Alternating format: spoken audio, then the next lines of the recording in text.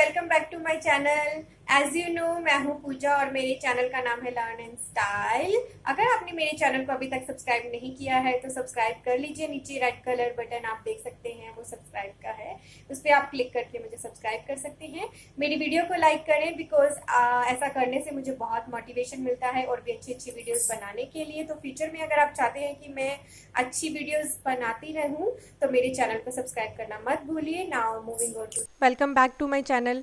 जैसा कि आपने मेरे वीडियो के टाइटल में देख ही लिया है, आज की मेरी वीडियो का टॉपिक है ITR 1 ऑनलाइन आप कैसे फाइल कर सकते हैं। ये वीडियो हिंदी में है।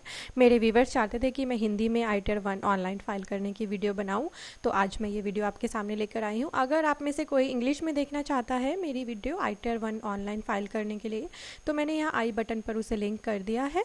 आप इस पर क्लिक कर लीजिएगा देखने के लिए, या फिर मैंने डिस्क्रिप्शन बॉक्स में भी डाल दी है, आप वहाँ जाकर भी इसे देख सकते हैं। सबसे पहले आपको ITR 1 ऑनलाइन फाइल करने के लिए जिस साइट पे जाना है उसका नाम है www.incometaxindiaefiling.gov.in। इस साइट पर आप राइट हैंड साइड में देख सकते हैं ITR forms assessment year 2017 and 18 के लिए। तो अब हमारे इनकम टैक्स डिपार्टमेंट ने सारे फॉर्म हमें यहाँ अवेलेबल करा दिए हैं। मैंने अपनी और वीडियोस भी बनाई हुई हैं ITR 1 से रिलेटेड, जैसे ITR 4S और ITR 3 कैसे फाइल करनी है, उस पर भी मैंने वीडियो बनाई है। अगर आप देखना चाहते हैं तो मैंने डिस्क्रिप्शन बॉक्स में लिंक डाल दिया है, आप वहां जाकर देख लीजिएगा। किसी भी ITR को फाइल करने के लिए आपको सबसे पहले अपने अकाउंट को लॉगिन करना है। अगर आप रजिस्टर्ड यूज़र हैं तो यहाँ से लॉगिन कर लीजिए। अगर आप न्यू यूज़र हैं तो यहाँ जाके खुद को रजिस्टर कर लीजिए। अगर आप जानना चाहते हैं खुद को रजिस्टर कैसे करना है इनकम टैक्स की वेबसाइट पे, तो मैं इसकी वीडियो यहाँ पर लिंक कर रही हूँ आई बटन पे। यहाँ पर जाकर क्लिक करके देख लीजिए कि खुद को कैसे रजिस्टर करना है। और अगर आप यूज़र ऑलरेडी हैं तो यहाँ पर जाकर लॉगिन कर लीजिए। जैसे ही आप लॉगिन बटन पर क्लिक करेंगे, ये आपसे कुछ डिटेल्स आपकी मांगेगा, यूज़र ID, पासवर्ड और ये कैप्शन आपको डालनी है। तो ये सभी डिटेल्स डाल के सबसे पहले अपने आप को लॉगिन कर लें। तो ये मैंने अपने अकाउंट लॉगिन कर लिया है, ये आप देख सकते हैं। मैं अपनी प्रोफाइल पर आ गई हूँ। अब क्योंकि मुझे अब ITR 1 फाइल करने के लिए ई फाइल वाले टैब में prepare and submit online ITR पर क्लिक कर ले। तो यहाँ पर आप देख सकते हैं आपके पास ये ऑप्शन पूछ रहा है असेसमेंट ईयर की। यहाँ से आप असेसमेंट ईयर चूज़ करेंगे। तो मैं असेसमेंट ईयर 2017 एंड 18 चूज़ कर रही हूँ। ITR फॉर्म का नाम आप देख सकते हैं, यहाँ पर सिर्फ 2 ही ITR अवेलेबल हैं ऑनलाइन फिल करने के लिए, ITR 1 और ITR 4। तो हम यहाँ पर ITR 1 फिल कर रहे हैं। Pre fill address with from PAN database from previous return field and new address. तो यहाँ पर ये क्या करेगा, अगर आप फ्रॉम पैन डाटाबेस से एड्रेस उठाएंगे तो आपके पैन डाटाबेस में जो एड्रेस होगा वो ऑटोमेटिकली आपके रिटर्न में आ जाएगा। आप अपनी प्रीवियस रिटर्न से डाटा उठाना चाहते हैं तो यहाँ पर क्लिक कर ले, और अगर आपको लग रहा है कि आपका कोई एड्रेस चेंज हो गया है तो न्यू एड्रेस पर क्लिक कर ले। मैं यहाँ पर from previous field return choose कर रही हूँ। Do you want to digitally sign, अगर आपके पास डिजिटल सिग्नेचर्स अवेलेबल हैं तो आप येस पर क्लिक कर सकते हैं, अदरवाइज इसे नो कर दीजिए और सबमिट पर क्लिक कर लें। तो अब ये हमारे पास अवेलेबल हो गया है ITR 1 का फॉर्म ऑनलाइन फिल करने के लिए। ये इन्होंने यहाँ पर जर्नल इंस्ट्रक्शंस दी हैं, आप पढ़ना चाहें तो इसे पढ़ लेंगे। सबसे पहले आप पार्ट A जर्नल इन्फॉर्मेशन पे आ जाइए। अब यहाँ पर आप देख सकते हैं कि कुछ चीज़ें ऑटो फिल्ड हैं, क्योंकि मैंने प्रीवियस रिटर्न से डाटा उठाया है तो वो मुझे भरने की ज़रूरत नहीं है। पर अगर आप क्रॉस वेरीफाई करना चाहते हैं तो आप इसे रीड कर ले केयरफुली और फिर क्रॉस वेरीफाई कर ले। ITR 1 फिल करने के लिए आपके पास बेसिकली कुछ चीज़ों का आपके साथ होना ज़रूरी है, वो मैं आपको पहले बता देती हूँ। एक तो आपके पास आपका आधार नंबर अवेलेबल होना चाहिए, आपका पैन नंबर अवेलेबल होना चाहिए, आपके पास एक वैलिड ईमेल ID अवेलेबल होना चाहिए, आपका मोबाइल नंबर आपके पास अवेलेबल होना चाहिए। आप सैलरीड पर्सन हैं क्योंकि, तो आपने अपना फॉर्म 16 अपने एम्प्लॉयर से ले लिया है। मेक श्योर कि आपने फॉर्म 16 अपना कलेक्ट कर लिया है, और उसमें जो भी सैलरी की डिटेल्स है उन्हें भी चेक कर लीजिएगा कि आपके एम्प्लॉयर ने आपकी सैलरी की डिटेल ठीक फिल की हुई है, और आपका जो TDS जितना उन्होंने आपकी सैलरी से काटा था उतना ही आपके फॉर्म 16 में रिफ्लेक्ट हो रहा है या नहीं। ये सभी चीज़ें आप अपने फॉर्म 16 में चेक कर लीजिएगा। उसके बाद आपको क्या करना है, आप अपना फॉर्म 26 AS चेक कर लीजिएगा। उसको चेक करने से क्या होगा कि जितना आपका TDS कटा है वो वहाँ पर रिफ्लेक्ट होना ज़रूरी है। तो अगर इन एनी केस आपके फॉर्म 26 AS में आपका TDS कुछ कम शो हो रहा है तो आपको अपने उस पर्सन से कांटेक्ट करना होगा जिन्होंने TDS काटा है, वहाँ कोई ना कोई एरर होगी। तो क्योंकि 26 AS आप चेक कर लेंगे तो इससे क्या होगा कि आप श्योर हो जाएंगे कि आपका जितना TDS कटा है उतना ही आपके अकाउंट में क्रेडिट हो गया है। अगर आप जानना चाहते हैं कि 26 AS को चेक कैसे करना है तो मैं यहाँ वीडियो आई बटन पर लिंक कर रही हूँ। 26 AS कैसे देखना है वो आप देख सकते हैं इस वीडियो पर क्लिक करके, मैंने डिस्क्रिप्शन बॉक्स में भी इसे डाल दिया है। फॉर्म 26 AS चेक करने के बाद आपके पास अगर आपने कोई टैक्स खुद पे किया था, एडवांस टैक्स या सेल्फ असेसमेंट टैक्स, तो उसका चालान आपके पास अवेलेबल होना चाहिए क्योंकि वो डिटेल भी आपको यहाँ फिल करनी होगी। और इसके अलावा आपके बैंक अकाउंट की डिटेल्स भी आपके पास अवेलेबल होनी चाहिए क्योंकि अब इनकम टैक्स ने मैंडेटरी कर दिया है कि जितने भी बैंक अकाउंट आपके नाम पर हैं उन सब की डिटेल्स आपको यहाँ पर देना ज़रूरी है।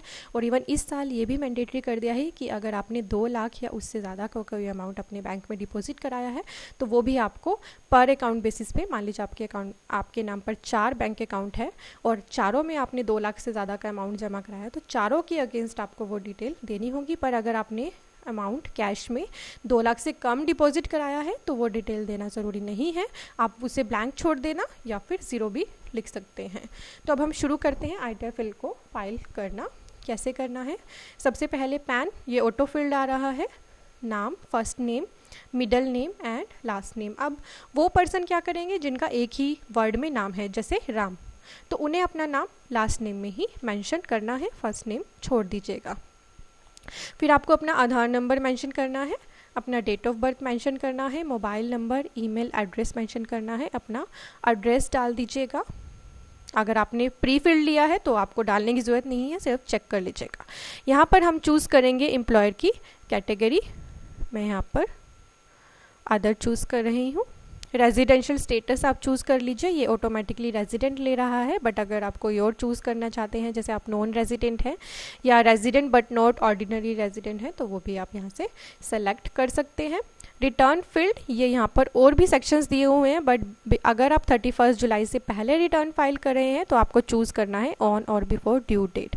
अब एक हमारा चेंज और आया है कि अगर आप 31 जुलाई के बाद रिटर्न फाइल करेंगे तो आपको कुछ पेनल्टी भी बियर करनी होगी, तो मेक श्योर कि आप अपनी रिटर्न 31 जुलाई से पहले फाइल कर लें किसी भी तरह की पेनल्टी से बचने के लिए।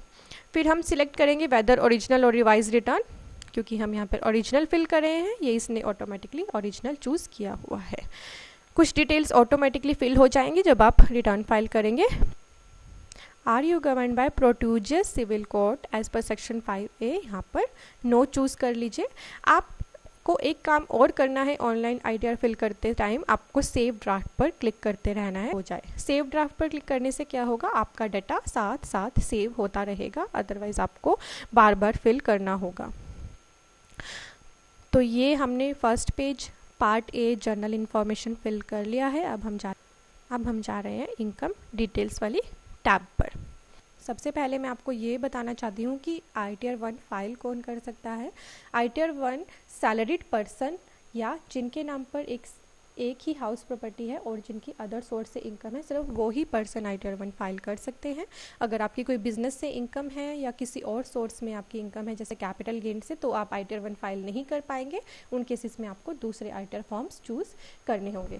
तो सबसे पहले income from salary and pension वो हमसे पूछ रहा है, तो जो भी आपके फॉर्म 16 में सैलरी इनकम मेंशन है वो आप यहाँ पर लिख दीजिए। मैं यहाँ पर चूज़ कर रही हूँ 4 lakh. Type of house property यहाँ पर आप चूज़ कर सकते हैं, सेल्फ ऑक्यूपाइड है या लेट आउट है, तो मैं यहाँ पर सेल्फ ऑक्यूपाइड चूज़ कर रही हूँ। इनकम फ्रॉम हाउस प्रॉपर्टी, अगर आपने अपनी प्रॉपर्टी को रेंट पर दिया हुआ है तो उसका रेंट यहाँ पर शो कर दीजिएगा, जो भी आपको इनकम आती है।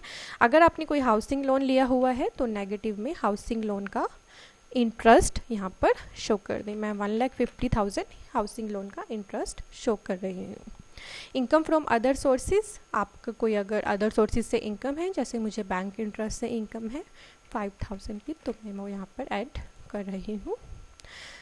यहाँ पर इसके बाद मेरी ग्रॉस टोटल इनकम कंप्यूट हो गई है, ये ऑटोमेटिकली कंप्यूट हो जाएगी जैसे ही आप डिटेल्स फिल करेंगे। अब आते हैं part C, deductions and taxable total income. तो यहाँ पर वो डिडक्शन जो एक इंडिविजुअल के लिए अवेलेबल हैं इनकम टैक्स में, वो सारी डिडक्शंस की ये सेक्शंस यहाँ पर दिए हैं। Section 80C, 80CCC, 80CCD, 80CCD 1B, और ये सभी सेक्शन जो जिनमें आपको डिडक्शन मिल सकती हैं वो अवेलेबल है। मैंने इनके लिए एक सेपरेट वीडियो भी बनाई हुई है, अगर आप देखना चाहते हैं तो डिस्क्रिप्शन बॉक्स में जाके चेक कर लें, या किसी भी सेक्शन के लिए आप अगर मुझसे जानकारी लेना चाहते हैं तो मुझे कमेंट करके बता दें, या मेरी ईमेल पर मैं ज़रूर आपके क्वेरी का रिप्लाई करूँगी। मैंने अपनी ईमेल आईडीज़ भी डिस्क्रिप्शन बॉक्स में डाल दी हैं, वहाँ जाके चेक कर लीजिएगा। तो सबसे पहले जो मेन इंपॉर्टेंट सेक्शन है 80C, जनरली डिडक्शन इसी में होती है। जैसे अगर आपका एम्प्लॉयर आपका PF काटता है तो वो यहीं पर आएगा। मैं यहाँ पर 21,600 अपने PF के डाल रही हूँ। या आपने कोई इंश्योरेंस कराया हुआ है, लाइफ इंश्योरेंस, या आपके बच्चों की ट्यूशन फीस आप पे करते हो, आपने कोई टर्म लोन लिया हो, तो इस तरह की डिडक्शंस 80C में आ जाती हैं। फिर मेरी जो डिडक्शन है 80D मेडिक्लेम के लिए।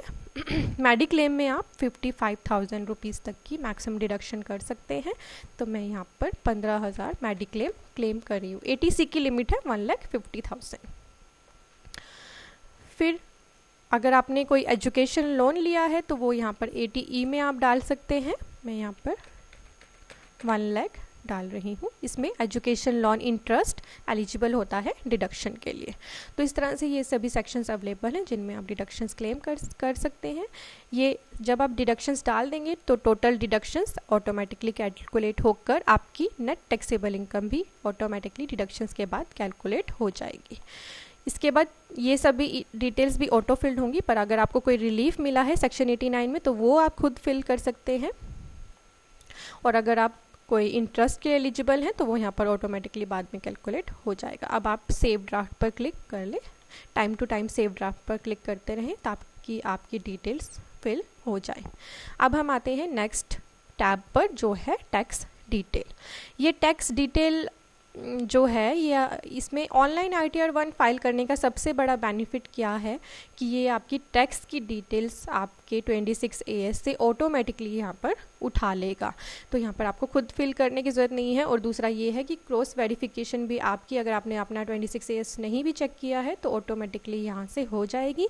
यहाँ पर आप चेक कर सकते हैं कि इतना टैक्स आपका यहाँ पर डिडक्ट दिखा रहा है और आपके हिसाब से करेक्ट है, तो आप आगे प्रोसीड कर लें। तो सबसे पहला कॉलम आता है detail of tax deducted at source from salary. तो अगर सैलरी से जो आपका TDS कटा है वो यहाँ पर रिफ्लेक्ट हो जाएगा। और अदर देन सैलरी है तो detail of tax deducted at source from income other than salary वो यहाँ पर शो हो जाएगा। ऑनलाइन ITR फाइल करने में यही फ़ायदा है कि आपको यहाँ पर खुद से कोई डिटेल फिल नहीं करनी पड़ेगी, खुद ही डिटेल्स फिल हो जाएंगी जो भी 26 AS में रिफ्लेक्ट हो रही होगी। अब नीचे चले जाते हैं, यहाँ पर TCS की डिटेल, ये भी 26 AS से आ जाएगी। Detail of advance tax and self assessment tax payments, ये आपको खुद फिल करनी होंगी, जैसे आपका BSR code, date of deposit, serial number of challan and tax paid. तो अगर आपने कोई सेल्फ असेसमेंट टैक्स या एडवांस टैक्स जमा कराया है तो अपने चालान की डिटेल्स, चालान से ये सभी डिटेल्स यहाँ पे आप फिल कर लीजिएगा। अब हम सेव ड्राफ्ट पे क्लिक कर लेते हैं। अब हम चलते हैं नेक्स्ट टैब पर, टैक्स पेड एंड वेरिफिकेशन। अब हमारा टैक्स यहाँ पर ऑटोमेटिकली कैलकुलेट होकर और जो भी TDS हमारा कटा है उसको क्लेम करते हुए ये हमारा टैक्स रिफंडेबल या पेबल यहाँ पर शो कर देगा। तो टोटल टैक्सेस पेड में हमारा टोटल टैक्स जितना भी पे किया हुआ है या TDS कटा हुआ है वो आ जाएगा। अगर फिर भी कोई अमाउंट पेबल बनता है तो वो इस टैब में D12 में शो हो जाएगा, और कोई रिफंड है तो D13 में शो हो जाएगा। तो अगर आपका कोई अमाउंट पेबल है तो पहले अपना अमाउंट टैक्स का पे कर ले, उसके बाद उसकी डिटेल यहाँ पर फिल करें, तभी अपनी ITR को फाइल करें। कभी भी ऐसे ITR फाइल मत करिएगा जिसमें अमाउंट पेबल बन रहा हो, तो उस केस में आपको नोटिस आएगा डिपार्टमेंट से और वो एक टाइम टेकिंग प्रोसेस हो जाएगी। तो अगर आपका कोई टैक्स बनता है तो उसे पे करके ही अपनी ITR फिल करिएगा। फिर हमारा एक कॉलम आता है यहाँ पर एग्जाम्प्टेड इनकम। तो आपकी कोई एग्जाम्प्टेड इनकम है, जैसे डिविडेंड की इनकम है या एग्रीकल्चर की इनकम है, एग्रीकल्चर इनकम लेस देन और इक्वल टू 5,000 ही यहाँ पर क्लेम कर सकते हैं। अगर आपकी एग्रीकल्चर इनकम 5,000 या उससे ज़्यादा है तो आप ITR 1 फाइल नहीं कर पाएंगे। तो यहाँ पर आप अपनी एग्जाम्प्टेड इनकम अगर कोई है तो फिल कर लीजिएगा। अब यहाँ पर नीचे अगर हम आए तो यहाँ पर हमसे अब वो मांग रहा है डिटेल ऑफ बैंक अकाउंट्स। तो जैसा मैंने आपको पहले बताया, जितने भी बैंक अकाउंट आपके नाम पर है उनकी डिटेल आपको डालनी है। सबसे पहले डालनी है अगर आपका रिफ़ंड बनता है तो आप जिस बैंक अकाउंट में रिफ़ंड चाहते हैं उसकी डिटेल नंबर 1 में डाल लीजिएगा। तो जैसे ही आप यहाँ पर IFSC कोड एंटर करेंगे, जैसे मैं एंटर कर लेती हूँ, तो आपके बैंक का नाम ऑटोमेटिकली आ जाएगा। फिर आपको देना है अपना अकाउंट नंबर। आप अपना अकाउंट नंबर यहाँ पर डाल दीजिएगा और फिर ये पूछ रहा है cash deposit during 9 November 2016 to 30 December 2016 if aggregate cash deposit during the period is more than और इक्वल टू 2 लाख। तो अगर आपने 2 लाख या उससे ज़्यादा का कैश अपने किसी भी बैंक अकाउंट में जमा कराया है तो उसकी अगर डिटेल आपको देनी है, अदरवाइज़ आप 0 फिल कर सकते हैं या ऐसे ब्लैंक भी छोड़ सकते हैं। फिर आपको देनी है अपनी अदर बैंक अकाउंट की डिटेल्स। तो अगर आपके नाम पर और भी बैंक अकाउंट है तो उन्हें भी यहाँ पर आप फिल कर लीजिए। नीचे आते हैं वेरिफिकेशन टैब पर। यहाँ पर आपका नाम आ जाएगा, आपका फादर नेम आपको डाल लेना है, प्लेस आपको डाल लेना है, डेट ऑटोमेटिकली प्रीफिल्ड आ जाएगी और पैन भी ऑटो फिल्ड होगा। सेव ड्राफ्ट पे क्लिक कर ले। फिर आता है टैब 80G, ये है डोनेशन के लिए। तो अगर आपने कोई ऐसी डोनेशन की है जो सेक्शन 80G के अंडर डोनेशन के लिए एलिजिबल है तो वो आप यहाँ पर डाल दीजिएगा। उन केसेस में सेक्शन 80G में हमारी जो डिडक्शंस हैं वो 100% और 50% की कैटेगरी में मिलती है। That depends on the nature of the charity. जहाँ पर भी आपने चैरिटी की है उस फॉर्म के ऊपर डिपेंड करता है कि वो 100% डिडक्शन के लिए एलिजिबल है या 50% डिडक्शन के लिए एलिजिबल है। आपको डिटेल्स क्या फिल करनी होती है इन केसेस में? Name of donee, address, city, state, PIN code, PAN of donee और अमाउंट ऑफ डोनेशन। तो ये आपकी डोनेशन यहाँ से एलिजिबल हो जाएगी 80G के लिए। सेव ड्राफ्ट पे क्लिक कर लें आप। तो सारी डिटेल्स फिल कर लेने के बाद आपको क्या करना है, आपको प्रीव्यू एंड सबमिट बटन पे क्लिक करना है। वो आपकी सारी डिटेल्स एक बार क्रॉस वेरीफाई करेगा और अगर आप श्योर हैं कि आपने सारी डिटेल्स ठीक से फिल करी हैं तो आप इस बटन पे क्लिक कर लीजिएगा और अपनी ITR को सबमिट कर दीजिएगा। सबमिट करने के बाद क्या होगा, सबमिट करने के बाद आपके पास ऑप्शन आएगी ITR को इलेक्ट्रॉनिक वेरीफाई करने के लिए। अगर आप आधार नंबर से वेरिफिकेशन करना चाहते हैं तो उसके लिए सिंपल प्रोसेस क्या रहेगा, आपको एक OTP आएगा आपके उस मोबाइल नंबर पर जो आपका आधार के साथ रजिस्टर्ड है। अगर आपका जो नंबर आधार के साथ रजिस्टर्ड है वो आपके पास अवेलेबल नहीं है तो फिर आप वेरीफाई नहीं कर पाएंगे। और वेरीफाई के लिए 2-3 ऑप्शंस और भी अवेलेबल हैं, जैसे आप अपनी नेट बैंकिंग के थ्रू वेरीफाई कर सकते हैं या अपनी डिजिटल सिग्नेचर्स के थ्रू भी वेरीफाई कर सकते हैं।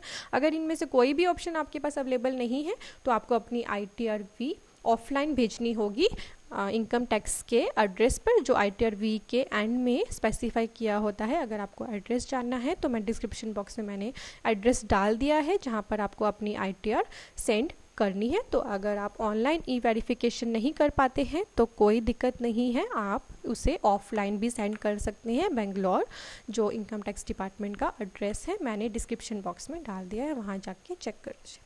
तो ये थी मेरी वीडियो ऑनलाइन ITR 1 फाइलिंग के बारे में। आपकी कोई भी क्वेरी हो, कोई भी क्वेश्चन हो, आप मुझे कमेंट करके या ईमेल करके मुझसे पूछ सकते हैं। अगर कोई डिटेल मैं यहाँ पर आपको बताना भूल गई हूँ तो वो भी आप मुझे कमेंट के थ्रू मुझसे पूछ सकते हैं। और अगर आप कोई और टॉपिक ऐसा चाहते हैं जिस पे मैं वीडियो बनाऊँ आपके लिए तो वो भी मुझे बता दीजिए, मैं ज़रूर कोशिश करूँगी उस टॉपिक पे वीडियो बनाने की जो आप चाहते हैं। तो आई होप ये वीडियो आपके लिए हेल्पफुल रहे। Thank you for watching, bye. तो अगर आपको ये वीडियो अच्छा लगा हो तो hit the like button, don't forget to subscribe to my channel and thank you for watching, bye bye.